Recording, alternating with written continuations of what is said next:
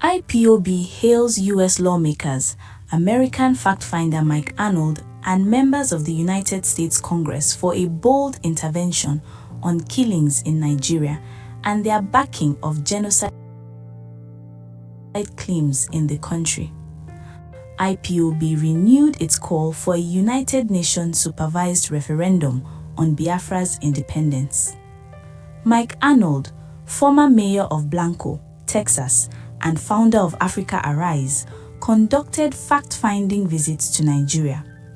In his October 2025 report and follow-ups, he concluded there is a calculated, current and long-running genocide against Christian communities and religious minorities in the North and Middle Belt, citing patterns of targeted violence, demographic shifts, church destructions, and thousands of deaths. For example, referencing over 7,000 Christian deaths in parts of 2025 from some datasets. He met U.S. policymakers, including senators like Ted Cruz and Rep. Chip Roy, who have pushed bills and resolutions condemning persecution of Christians in Nigeria, calling for accountability, sanctions on complicit officials, and stronger action. Reno Omokeri and Nigerian government officials sharply rejected the genocide label.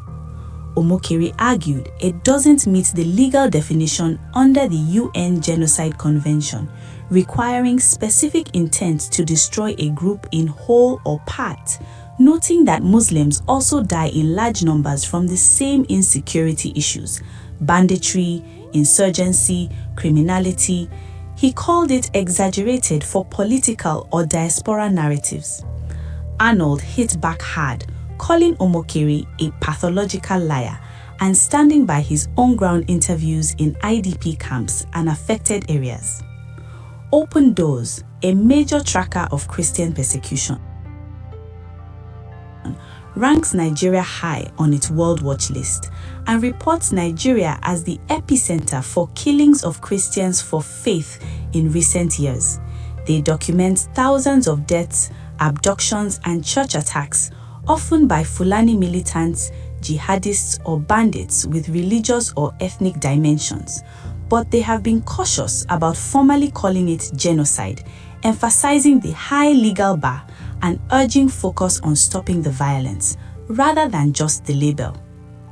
Other analysts, including some Nigerian security experts, frame much of it as resource conflicts over land and grazing, exacerbated by climate change, population pressure, weak governance, and ethnic tensions, not a single orchestrated state-sponsored genocide. Nigerian officials, including the government under Tinubu, insist the killings are criminal or insurgent, not religiously targeted by the state, and that framing it as Christian versus Muslim ignores Muslim victims and complicates solutions. U.S. lawmakers like Ted Cruz have highlighted government inaction or alleged complicity in some cases. In a statement issued on Thursday and signed by its spokesperson Emma Powerful, the group said it warmly commends Mr. Mike Arnold and the courageous members of the United States Congress for a bold intervention in exposing the unfolding catastrophe in Nigeria. IPOB added, "Your bold stand has pierced the veil of international silence and complicity that has long shielded the systematic slaughter of Judeo-Christian communities across Nigeria." The group claimed that warnings issued by its imprisoned leader, Nnamdi Kanu, were now materializing. "We make no apology for stating the obvious. Every prophecy uttered by our leader, Ondumazi Nnamdi Kanu, is coming to pass with clinical precision," Powerful stated. IPOB further decried widespread killings across parts of the country, saying, "The handwriting is no longer on the wall. It is written in the blood of thousands of defenseless men, women, and children massacred across the Middle Belt, Southern Kaduna, Plateau, Benue, and increasingly in Yoruba land." Describing parts of Nigeria as overrun, IPOB said, "The Middle Belt has fallen. Yoruba land is systematically being overrun by killer headsmen.